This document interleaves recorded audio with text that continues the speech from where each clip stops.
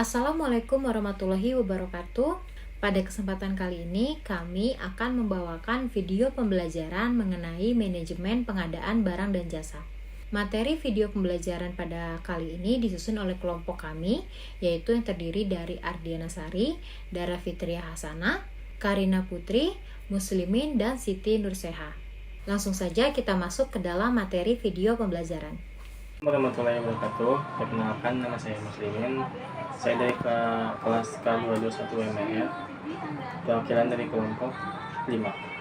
Di sini saya akan menjelaskan materi tentang pengertian pengadaan barang dan jasa.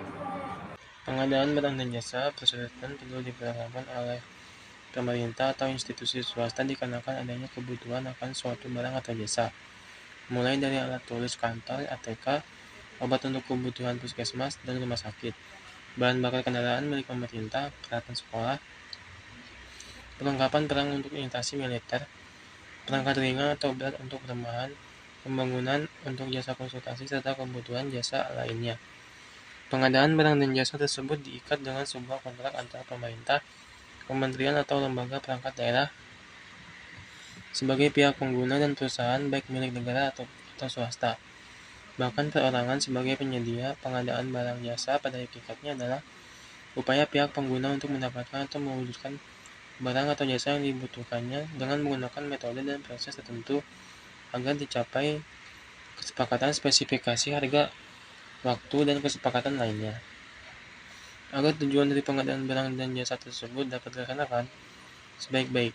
dilaksanakan sebaik-baiknya, maka kedua belah pihak, yaitu pihak pengguna dan penyedia, haruslah selalu berpatokan kepada filosofi pengadaan barang dan jasa, tunduk kepada etika dan norma pengadaan barang atau jasa yang berlaku, mengikuti prinsip-prinsip, metode, dan proses pengadaan barang dan jasa yang baku. Pengertian pengadaan barang dan jasa pemerintah. Menurut bab 1, Ketentuan Umum Pasal 1 Perpres 16 tahun 2018 disebutkan bahwa pengadaan barang atau jasa adalah kegiatan untuk memperoleh barang atau jasa oleh kementerian, lembaga, satuan kerja perangkat daerah, institusi lainnya yang prosesnya dimulai dari perencanaan kebutuhan sampai diselesaikannya seluruh kegiatan untuk memperoleh barang atau jasa. Kegiatan pengadaan barang dan jasa tersebut dibiayai dengan APBN, APBD, baik yang dilaksanakan secara sukarela maupun oleh penyedia barang dan jasa. Assalamualaikum warahmatullahi wabarakatuh. Perkenalkan, nama saya Siti Nurseha. Saya dari kelas K221 Manajemen Non-Reguler. Saya dari kelompok 5. Di sini saya akan menjelaskan materi mengenai ruang lingkup manajemen pengadaan barang dan jasa.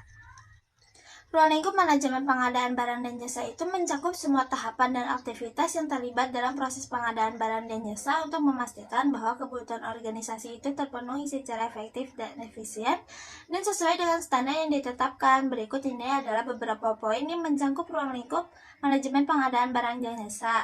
Yang pertama adalah perencanaan strategis. Ini melibatkan penetapan tujuan, strategi, dan kebijakan pengadaan yang sesuai dengan visi dan misi organisasi. Yang kedua adalah pengadaan, meliputi proses identifikasi kebutuhan, pengembangan spesifikasi barang atau jasa, pemilihan pemasok atau kontraktor, serta penentuan metode pengadaan yang sesuai. Yang ketiga adalah penilaian risiko, mengidentifikasi, mengevaluasi, dan mengelola risiko yang terkait dengan pengadaan barang dan jasa, termasuk risiko kualitas, keterlambatan pengiriman, perubahan harga, dan risiko hukum. Yang keempat ada pengembangan kontrak, penyusunan dokumen kontrak yang jelas dan lengkap, termasuk ketentuan harga, waktu pengiriman, spesifikasi barang atau jasa, syarat-syarat pembayaran, dan hak serta kewajiban kedua belah pihak. Yang kelima adalah negosiasi kontrak, melakukan negosiasi dengan pemasok atau kontraktor untuk mencapai persetujuan yang menguntungkan bagi organisasi. Yang keenam adalah pelaksanaan kontrak, memastikan bahwa kontrak dijalankan sesuai dengan ketentuan yang disepakati, termasuk penerimaan barang atau layanan, pengawasan pelaksanaan kontrak, serta masalah yang semakin timbul.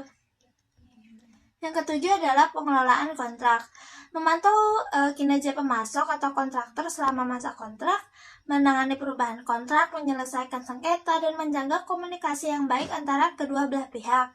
Yang kedelapan ada pengadaan berkelanjutan, memastikan bahwa kegiatan pengadaan dilakukan secara berkelanjutan dengan memperhitungkan dan memperhatikan aspek-aspek sosial, lingkungan, dan ekonomi. Dan yang terakhir adalah evaluasi kinerja, melakukan evaluasi terhadap kinerja pemasok atau kontraktor setelah kontrak selesai dilaksanakan untuk pembelajaran dan perbaikan di masa depan.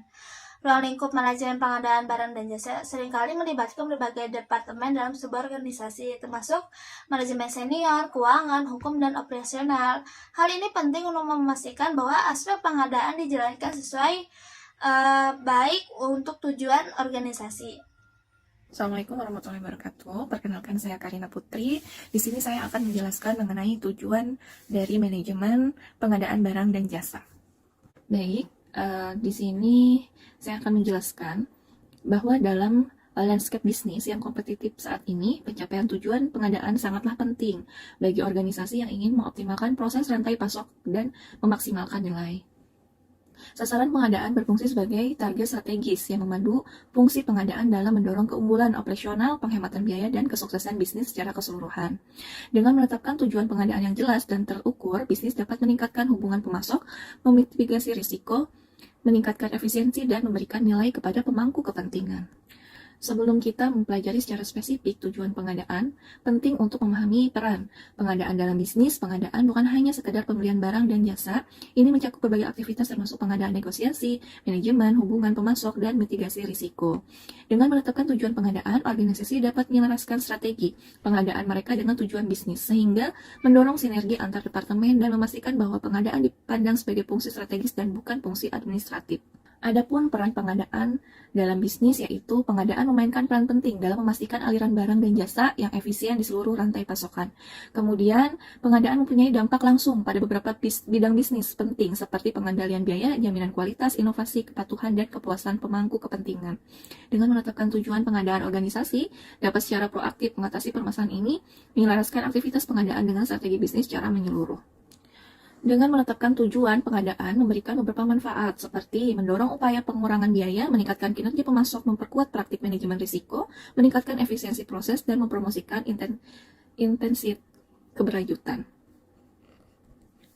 Selain itu, dengan kita menetapkan tujuan pengadaan, memberikan beberapa manfaat seperti mendorong inovasi, memastikan kepatuhan terhadap peraturan, memperkuat proses penjaminan mutu, memberikan kepuasan pemangku kepentingan, berinvestasi dalam pengembangan talenta, juga menetapkan tujuan yang jelas dalam bidang-bidang organisasi.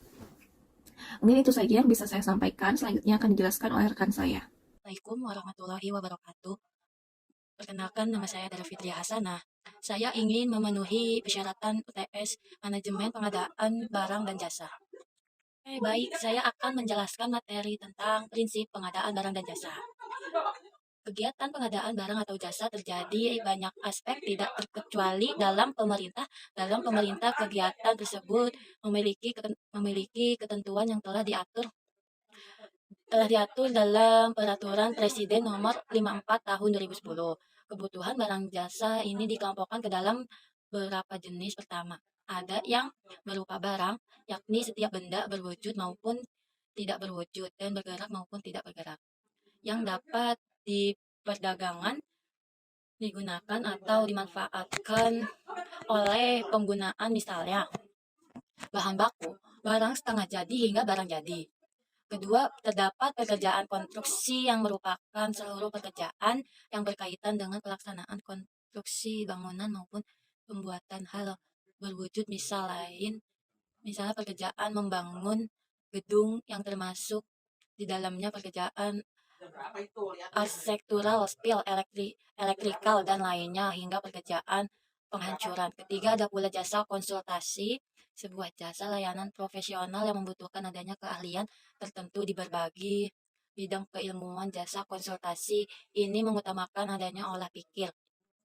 Misalnya, jasa perencanaan dan penguasaan, jasa keahlian profesi, jasa pendampingan, hingga jasa konsultan hukum. Terakhir, ada yang berupa jasa lain, yakni jasa yang membutuhkan sebuah kemampuan tertentu berbeda. Berbeda dengan jasa konsultasi yang mengutamakan olah pikir, jasa lainnya ini mengutamakan adanya konstruksi dan pengadaan barang, misalnya jasa kebersihan, jasa penyediaan tenaga kerja, jasa penulisan dan penerjemahan, jasa penyelenggaraan acara, hingga jasa internet. Selanjutnya, pengadaan tersebut dapat dilaksanakan dengan sebaiknya apabila pihak pengguna maupun penyedia harus berpedoman filosofi pengadaan tunduk pada etika dan norma pengadaan yang berlaku, mengikuti prinsip dan metode serta prosedur dan pengadaan yang baik. Prinsip dalam pengadaan barang atau jasa. Mengapa dalam pengadaan harus memperhatikan prinsip dasar PBJ?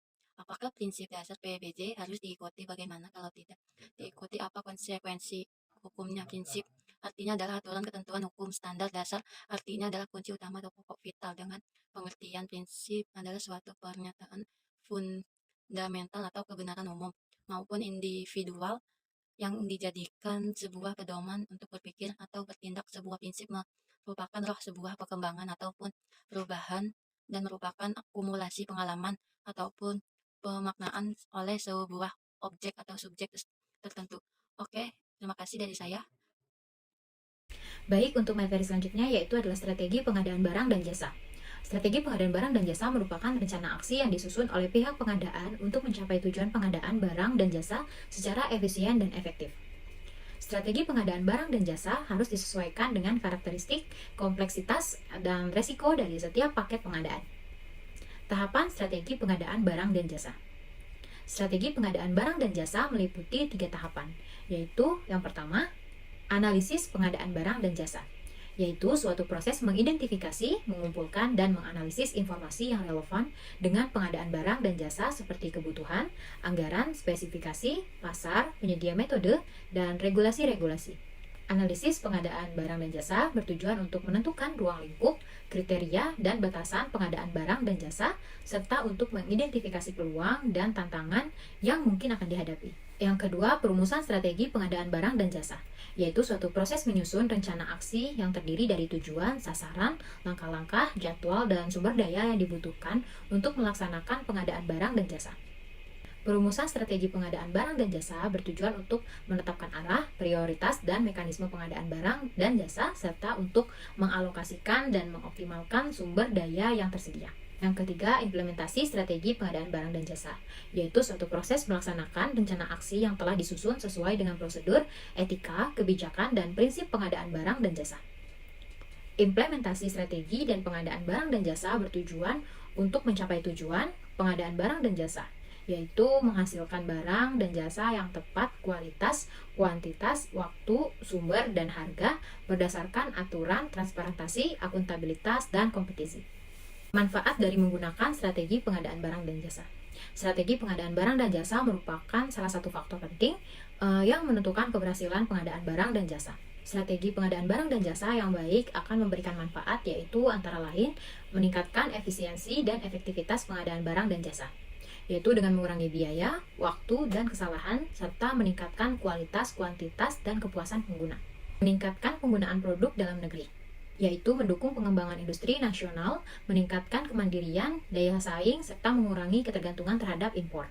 Meningkatkan peran serta usaha mikro, kecil, dan menengah, yaitu memberikan kesempatan yang sama, adil, dan proporsional kepada usaha mikro, kecil, dan menengah untuk berpartisipasi dalam pengadaan barang dan jasa, serta meningkatkan kapasitas dan kesejahteraan mereka.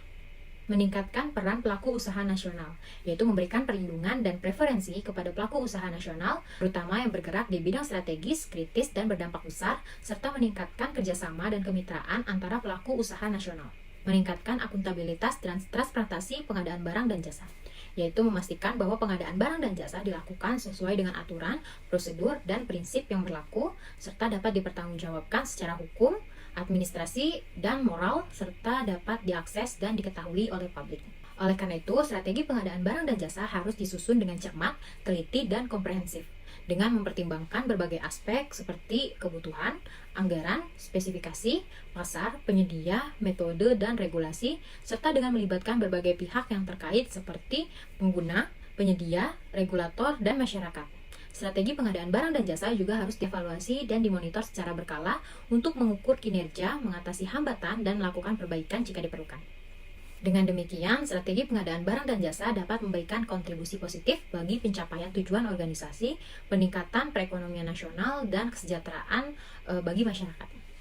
Baik, sekian video pembelajaran dari kami mengenai manajemen pengadaan barang dan jasa. Semoga apa yang kami sampaikan dapat diambil ilmunya dan bermanfaat bagi kita semua. Kurang lebihnya mohon maaf. Wassalamualaikum warahmatullahi wabarakatuh.